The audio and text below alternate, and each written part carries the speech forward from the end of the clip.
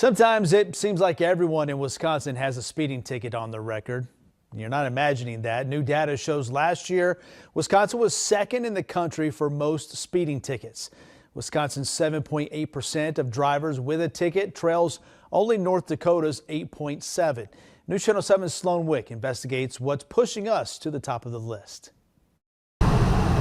Speeding is a common sight here in Wisconsin, but so is this. Speeding is enforced at a higher level, and we all know of local communities that are well known for speed enforcement throughout the state. David Noyce is a UW professor in driver behavior and transportation. He says it's not that more people are speeding here, it's that law enforcement officers are catching the people who are speeding. Wisconsin does a number of targeted enforcement activities. They'll do a targeted, vehicle-based enforcement, but also have an aerial component, to where planes are in the air. You can't talk about the Wisconsin roads without being on the Wisconsin roads. So we're about to get on the highway where the speed limit is 65 miles per hour. So what we're gonna do is we're gonna set the cruise control for 65 miles per hour, and anybody that goes past us will therefore be speeding. We're gonna be on the road for 5 minutes and see how many people pass.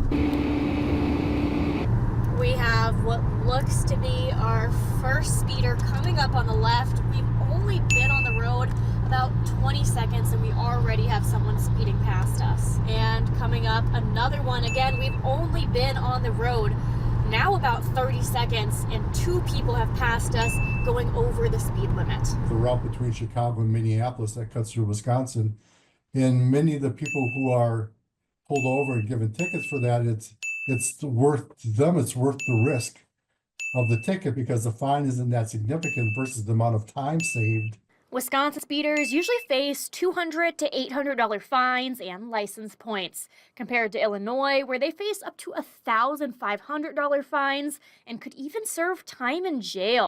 We have a very nice roadway system in Wisconsin, so drivers feel comfortable, operating at those speeds.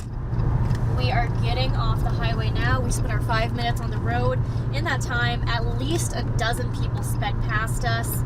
If we had done this on a weekend or near that rush hour, that commute hour, there might have been even larger numbers of speeders. It's probably the most commonly broken law. I would love to see us number one because that means, we're doing more speed enforcement across the state. That obviously will make our roadways safer.